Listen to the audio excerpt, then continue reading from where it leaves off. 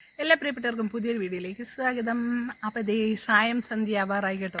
അപ്പോൾ ഞാൻ ഈ പറമ്പിൽ ഇങ്ങനെ വന്നിരിക്കുന്നത് എനിക്ക് ഭയങ്കര ഇഷ്ടമാണ്. ഈ ഇലകളുടെയൊക്കെ അടുത്തും കാറ്റും ഒക്കെ ആയിട്ട് കുറച്ചുകൂടെ കഴിഞ്ഞാൽ കൊതുവാകും കേട്ടോ. അപ്പോൾ അതുവരെ ഇങ്ങനെ ഇരിക്കുന്നത് എനിക്ക് ഭയങ്കര ഇഷ്ടമാണ്.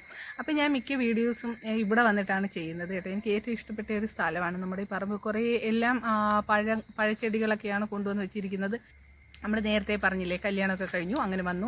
അതിനുശേഷം ആയിശ്വര്യ അച്ചും അപ്പം നന്ദേട്ട ഏകദേശം ഞങ്ങളുടെ കല്യാണം കഴിഞ്ഞ ഒരു 8-9 വർഷമൊക്കെ കഴിഞ്ഞതിന് ശേഷമാണ് പോയത്, ഗൾഫിലേക്ക് പോയത്. അപ്പം ഐശ്വര്യക്ക് എനിക്ക് തോന്നുന്നു 3ാം ക്ലാസ് കഴിഞ്ഞു.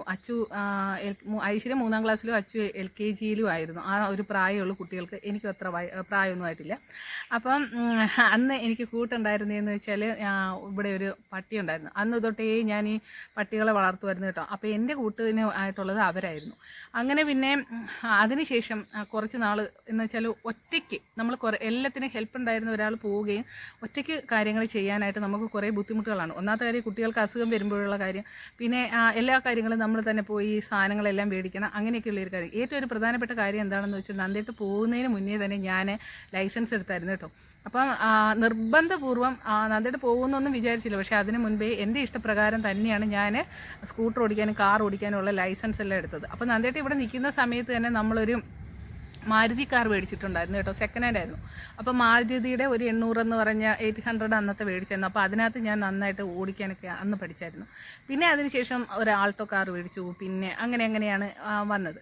പിന്നെ അന്നേരം എന്താണ്, ആ സ്കൂട്ടറിനകത്ത് ഞാൻ അത് ഓടിച്ച് നന്നായിട്ട് പഠിച്ചായിരുന്നു കേട്ടോ. അപ്പോൾ അതുകൊണ്ട് എനിക്കൊരു ബുദ്ധിമുട്ടില്ലായിരുന്നു. എന്താണെന്ന് വെച്ചാൽ, കുട്ടികളെ ഹോസ്പിറ്റലിൽ സ്കൂളിലൊക്കെ പോയിട്ട് വരുന്ന കുട്ടികൾക്ക് മിക്ക ദിവസങ്ങളിലും അസുഖങ്ങളായിരിക്കും. അതെല്ലാവർക്കും അറിയാം അല്ലേ. അപ്പം കുട്ടികൾക്ക് അസുഖം വന്നാൽ ഹോസ്പിറ്റലിൽ കൊണ്ടുപോകണം, സ്കൂളിൽ കൊണ്ടുപോകണം. കുറച്ച് മുതിർന്നപ്പോൾ അവർക്ക് ട്യൂഷൻ രാവിലെ പോകണം. ചെറിയ കുട്ടിക്ക് ഒരു സമയം, മൂത്ത കുട്ടിക്ക് ഒരു സമയം, അങ്ങനെയാണല്ലോ. അപ്പോൾ എല്ലായിടവും കൊണ്ടുപോകണം. പിന്നെ കുറച്ച് വേറെ പറമ്പുണ്ടായിരുന്നു. അപ്പോൾ അവിടെ കുറച്ച് ഷീറ്റൊക്കെ ഉണ്ടാവും. അപ്പോൾ ആ സമയത്ത് അത് കഴിഞ്ഞിട്ട് അത് പോയി എടുക്കണം. അപ്പോൾ ഈ എല്ലാ കാര്യങ്ങളും കൂടി ആകുമ്പോഴത്തേക്ക് അന്നത്തെ കാലത്ത് അല്ലേ ഭയങ്കര പാടായിരുന്നു. ഏകദേശം എനിക്കൊന്നും ഇപ്പോൾ എത്ര വർഷമായിരിക്കണം, ഒരു 20 വർഷത്തിനൊക്കെ മുമ്പുള്ള കാര്യമാണ് ഞാൻ പറയുന്നത് കേട്ടോ. അപ്പം അതൊക്കെ ആദ്യമൊക്കെ ഭയങ്കര ബുദ്ധിമുട്ടായിരുന്നു. പിന്നെ ഞാനും അതുമായിട്ട് ശീലിച്ചു. എന്താ വെച്ചാൽ, എന്ത് വന്നാലും നമ്മൾ മാത്രമേ ഉള്ളൂ, നമ്മൾ തന്നെ ചെയ്യണം അല്ലേ. അതിനിടയ്ക്ക് ഒരു സ്കൂട്ടർ ആക്സിഡൻറ്റ് വന്നു. അപ്പം ആ ഒരു സമയത്ത് പോലും എനിക്ക് കുട്ടികളാണ്, അത് വലിയ ആക്സിഡൻ്റ് ഒന്നും അല്ലായിരുന്നു, 1-2 ദിവസത്തെ കുറച്ച് സ്കിന്നൊക്കെ പോയി, അങ്ങനെയൊക്കെയുള്ള വിഷയമായിരുന്നു. അത് അവർ തന്നെ എനിക്ക് വേണ്ടുന്ന കാര്യങ്ങളെല്ലാം ചെയ്തു തന്നു. അപ്പം അങ്ങനെ ആ ഒരു സമയത്തൊക്കെ എന്ന് പറഞ്ഞാൽ എനിക്കധികം പ്രായമില്ല, ഒറ്റയ്ക്ക് ഓരോ കാര്യങ്ങൾ ചെയ്യുന്നതിൻ്റെ ഇപ്പോഴത്തെ ആൾക്കാരെല്ലാം എല്ലാ കാര്യങ്ങളും ചെയ്യുന്നുണ്ട് കേട്ടോ. അപ്പോൾ അത്രയും വർഷത്തിൻ്റെ ഒരു പുറകിലോട്ടാകുമ്പോഴത്തേക്ക് ആ ഒരു സമയത്ത് കൂടുതൽ സ്ത്രീകളൊന്നും അങ്ങനെ സ്കൂട്ടറോ അങ്ങനെയുള്ളതൊന്നും ഓടിക്കുന്ന ഒരു സമയമൊന്നും അല്ലായിരുന്നു കേട്ടോ. അപ്പം ഞാനായിരുന്നു എല്ലാ കാര്യങ്ങളും ഈ കുട്ടികൾക്ക് വേണ്ടുന്നതും എല്ലാം ചെയ്യുന്നത്. പിന്നെ ഈ പറയുന്നവർക്ക് ഏറ്റവും ഒരു പാടെന്ന് പറഞ്ഞാൽ, എനിക്ക് നമ്മുടെ ഈ കുറച്ച് റബ്ബറുള്ളത് വെട്ടാനായിട്ട് നമ്മളൊരാളിനെ ഏൽപ്പിച്ചേക്കുവാണെങ്കിൽ പുള്ളിക്കാരൻ ചിലപ്പോൾ 2 ദിവസം വെട്ടും. പാലങ്ങോട്ടാകുമ്പോൾ 3-ാം ദിവസം 4-ാം ദിവസം വരില്ല. പിന്നെ പുള്ളിക്കാരനെ വിളിച്ചായിരിക്കും വരുന്നത്. 2-ാമത്തെ ദിവസം എന്ന് പറഞ്ഞാൽ നമ്മളുടെ റബ്ബർ വയ്ക്കുന്നതിൻ്റെ സൈഡിൽ ലൈൻ കമ്പിയുണ്ട്. അപ്പോൾ ഈ മരം ഒടിഞ്ഞ് അതിൻ്റെ മണ്ടയിലോട്ട് വീണാൽ പിന്നെ ആൾക്കാരെല്ലാം വിളിക്കുന്നത് നമ്മളെയാണ്. പിന്നെ ലൈൻമാന്മാരെ വിളിച്ചുകൊണ്ടുവന്ന് ആ മരം എല്ലാം വെട്ടിച്ച് അതിനെയും കാട്ടി പാടാണ്. അപ്പോൾ ഇങ്ങനെ ഒറ്റയ്ക്കുള്ള ഓരോരോ ബുദ്ധിമുട്ടുകളും കഷ്ടപ്പാടുകളൊക്കെ നമ്മൾ അനുഭവിച്ച് വന്നതുകൊണ്ട് ഇതിൽ നിന്നും വലിയൊരു ഗുണം ഉണ്ടായ എന്താണെന്ന് വെച്ചാൽ, സ്വയം പര്യാപ്ത ആവാൻ പഠിച്ചു എന്നുള്ളത് വലിയൊരു കാര്യമാണ് കേട്ടോ. അപ്പം നമ്മളൊരു മാലിയ പക്ഷിയുടെ കഥ കഴിഞ്ഞ ദിവസം പറഞ്ഞിട്ടുണ്ടായിരുന്നു അല്ലേ. ആ പക്ഷി എന്ന് പറഞ്ഞാൽ നേരെ വരുന്നു, വലിയ ചൂടുള്ള മരുഭൂമിയിൽ 3 അടി താഴ്ചയിൽ കുഴി കുഴിച്ച് മുട്ടയിടുന്നു. പിന്നെ അത് പോകുന്നു. അതിന് പിന്നെ അച്ഛനോ അമ്മയോ ആരുമില്ല. ആ കുഞ്ഞ് ഭൂമിയുടെ ഒരു ഇതും സംരക്ഷണവും ആ ഒരു ചൂടും ഒക്കെ കൊണ്ടാണ് ഇത് വളരുന്നത്. അപ്പോൾ ഈ കുഞ്ഞിങ്ങനെ വളർന്ന് മുട്ടയിൽ നിന്ന് വരുമ്പോഴത്തേക്കും 3 അടി താഴ്ചയിലുള്ള ആ കുഴി ഇങ്ങനെ മണൽ മാറ്റിയാണ് വരുന്നത്. അതാദ്യമേ ആ പ്രകാശം കാണുമ്പോൾ ഉണ്ടാകുന്ന ഒരു സന്തോഷം. അതിനുശേഷം ഈ കിളി എന്താണ് ചെയ്യുന്നത്, സ്വയമായിട്ട് പറക്കാൻ പഠിക്കുന്നു, ആഹാരം സ്വയം കണ്ടെത്താൻ ശ്രമിക്കുന്നു അല്ലേ. അപ്പം സത്യം പറഞ്ഞാൽ ആ ഒരു കിളി എല്ലാ മനുഷ്യർക്കും ഒരു പാഠമാണ്. നമ്മൾ സത്യം പറഞ്ഞാൽ നമുക്ക് ഒറ്റയ്ക്കേ ഉള്ളൂ, അല്ലെങ്കിൽ നമുക്ക് ആരും സഹായിക്കാനില്ല, അല്ലെങ്കിൽ അവർ വരും എന്നും പറഞ്ഞുകൊണ്ടിരുന്നു കഴിഞ്ഞാൽ നമുക്ക് നമ്മുടെ കാര്യം ചെയ്യാൻ പറ്റില്ല. നമ്മൾ സ്വയം പര്യാപ്തരാകുക, നമുക്ക് ആവശ്യമുള്ള കാര്യങ്ങൾ പഠിക്കുക. അങ്ങനെ ചെയ്തു കഴിഞ്ഞാൽ നമുക്ക് ജീവിതത്തിൽ വിജയമുണ്ടാകും. ഇപ്പോൾ സത്യം പറഞ്ഞാൽ ഞാൻ എന്നാൽ ലൈസൻസ് എടുത്തില്ലായിരുന്നെന്നുണ്ടെങ്കിൽ എനിക്ക് വലിയ ബുദ്ധിമുട്ടായിരുന്നു കേട്ടോ. അപ്പോൾ അതുകൊണ്ട് അതിൻ്റേതായ പല ഗുണങ്ങളുണ്ടായിരുന്നു കേട്ടോ.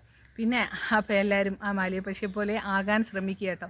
അപ്പോൾ നമ്മുടെ ലൈവിൽ പറയുന്ന കണക്ക് പിന്നെ അച്ഛനും അമ്മയ്ക്കും അവരവരുടേതായ കാര്യങ്ങളും അവിടെ ഒക്കെ ഉള്ളതുകൊണ്ട് അവർക്കും വന്ന് നമ്മളെ സഹായിക്കാനായിട്ട് എപ്പോഴും പറ്റില്ല. പിന്നെ എനിക്ക് വലിയ ആക്സിഡൻറ്റ് ഉണ്ടായ സമയത്ത് എന്നെ അമ്മ നന്നായിട്ട് സപ്പോർട്ട് ചെയ്തു. അതേപോലെ ഇപ്പം വന്നു 1-2 ആഴ്ച വേണ്ടുന്ന സഹായങ്ങളൊക്കെ ചെയ്തു. അതേപോലെ ഐശ്വര്യയുടെ പ്രസവ സമയത്ത് അമ്മ ഒന്ന് ആവശ്യമുള്ള കാര്യങ്ങളൊക്കെ അങ്ങനെയൊക്കെ വന്ന് മാത്രമേ ചെയ്യാൻ പറ്റുള്ളൂ. അവർക്കും കുടുംബവും കാര്യങ്ങളും ഒക്കെ ആയിട്ടിരിക്കുമ്പോൾ നമ്മൾ ആരെയും അത് ചെയ്തില്ലല്ലോ എന്ന് പറഞ്ഞ് ആരെയും വിഷമിപ്പിക്കേണ്ടയോ ബുദ്ധിമുട്ടിക്കേണ്ടയോ ഒരു കാര്യമില്ല. കഴിവതും നമ്മൾ എന്ത് വേണം, സ്വന്തമായിട്ട് സ്വയം പര്യാപ്തരായിട്ട് ജീവിക്കാൻ ശ്രമിക്കുക. ഇനി രണ്ടാമത്തെ വേറൊരു കാര്യം എന്താണെന്ന് വെച്ചാൽ, നിങ്ങളോട് എനിക്ക് പ്രധാനമായിട്ടും പറയാനുള്ളത്, എനിക്ക് ചെയ്യേണ്ട കാര്യമാണ്. ഞാനും അത് സത്യം പറഞ്ഞാൽ 1-2 ഫോൺ നമ്പേഴ്സ് മാത്രമേ എനിക്കുള്ളൂ. പണ്ടൊക്കെ എന്ന് പറഞ്ഞാൽ ലാൻഡ് ഫോണുള്ള സമയത്ത് നമുക്ക് മിക്ക ആൾക്കാരുടെയും ഫോൺ നമ്പർ അറിയായിരുന്നു, അല്ലേ? സത്യമല്ലേ? നമ്മൾ കാണാപ്പാടം പഠിച്ചു വെക്കും. ഇപ്പോഴത്തെ കാലത്ത് മൊബൈലിലെല്ലാം സേവ് ചെയ്യുന്നത് കാരണം നമ്മുടെ മെമ്മറി ഒഴിച്ചിട്ടേക്കെയാണ്. അപ്പോൾ അതുകൊണ്ട് എന്ത് ചെയ്യണം, നിങ്ങളെല്ലാം ഒരു 5 പേരുടെ ഒരു അത്യാവശ്യമുള്ള ഒരു 10-നുള്ളിൽ ആൾക്കാരുടെ ഫോൺ നമ്മുടെ മെമ്മറിയിൽ സൂക്ഷിക്കുക. നാളെ ഒരു ആവശ്യം വന്നു കഴിഞ്ഞാൽ നമുക്ക് ചിലപ്പോൾ അറിയില്ല, അത് വിളിക്കണമെന്നുണ്ടെങ്കിൽ അത് വളരെ അത്യാവശ്യമായിരിക്കും. ഒരു എക്സാമോ എന്തെങ്കിലും കാര്യങ്ങളൊക്കെ വന്ന് നമ്മൾ അവരെ ഇപ്പോൾ ഫോണും പൈസയും ബാഗും എല്ലാം ഏൽപ്പിച്ചിട്ട് പോവുകയാണെന്നുണ്ടെങ്കിൽ, വേറൊരാളിനെ കൊണ്ട് നമുക്ക് വിളിപ്പിക്കണമെന്നുണ്ടെങ്കിൽ ഇവരുടെ നമ്പർ നമ്മൾ പഠിച്ചു വെക്കുന്നത് വളരെ നല്ലതായിരിക്കും. അതല്ലാന്നുണ്ടെങ്കിൽ പിന്നെ അവരെപ്പോഴെങ്കിലും വരുമ്പോഴായിരിക്കും നമുക്ക് അതുവരെ വിശക്കാം. അതേപോലെ തന്നെ നമുക്ക് ചിലപ്പോൾ നമ്മുടെ കാശില്ലാത്തതുകൊണ്ട് നമുക്ക് ഒന്നും ചെയ്യാനാവാത്ത ഒരു നിസ്സഹായ അവസ്ഥ, ഒന്നും ചെയ്യാൻ പറ്റാത്തൊരവസ്ഥയാവും. അതുകൊണ്ട് നിങ്ങൾ ഏറ്റവും അടുത്തുള്ള ആൾക്കാരുടെ ഒരു 10 നമ്പരെങ്കിലും നിങ്ങളുടെ മെമ്മറിയിൽ സൂക്ഷിച്ച് വെക്കുക കേട്ടോ. അത് വളരെ പ്രയോജനപ്പെടും. അത് എനിക്ക് 1-2-3 എൻ്റെ കുട്ടികളുടെയും എൻ്റെയും നമ്പർ മാത്രമേ അറിയൂ. ഇനി അടുത്തുള്ള ഒരു 3-4 പേരുടെയെങ്കിലും നമുക്ക് ഏറ്റവും വേണ്ടപ്പെട്ടവരുടെ നമ്പരും കൂടി നമ്മൾ പഠിച്ചു വെക്കണം കേട്ടോ. അത്യാവശ്യമായിട്ടുള്ളൊരു കാര്യമാണ്.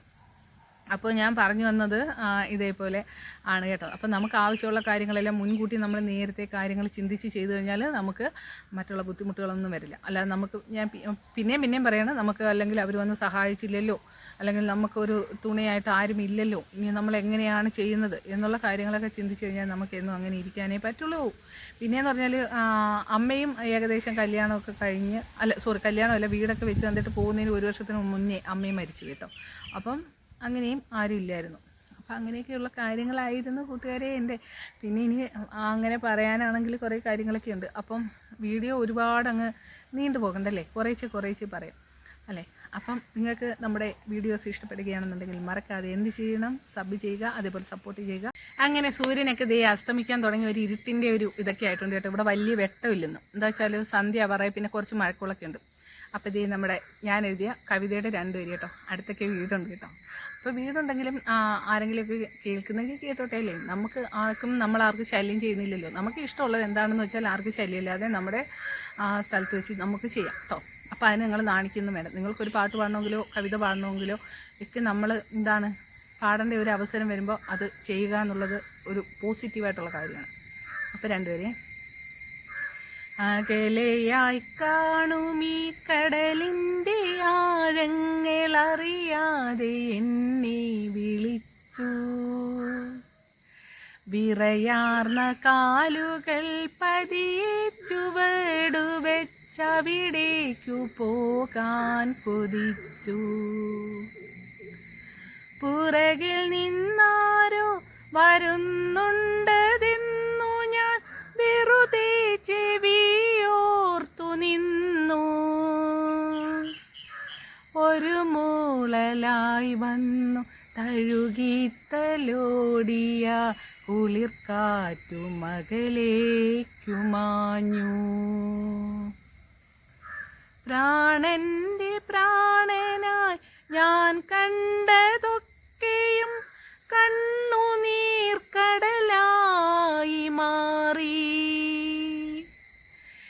എരിയുമീ നെഞ്ചിൻ നെരിപ്പോടു കാണുവാൻ ആരുമേയില്ലാതെയായി. ഓക്കെ, അങ്ങനെയുള്ള ഒരു കവിത എഴുതിയിട്ടുണ്ട്. പിന്നെ കുറേ കവിതകളൊക്കെ എഴുതിയിട്ടുണ്ട് കേട്ടോ. അപ്പോൾ നിങ്ങൾക്ക് ഇഷ്ടമാണെന്നുണ്ടെങ്കിൽ പറയുക, ഞാൻ ഓരോന്നായിട്ട് പാടാം കേട്ടോ.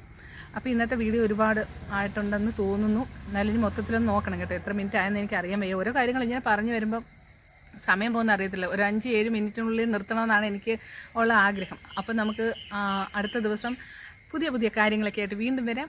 അപ്പോൾ എല്ലാവരും മറക്കാതെ നമ്മുടെ വീഡിയോ സപ്പോർട്ട് ചെയ്യാം കേട്ടോ. ടാറ്റാ.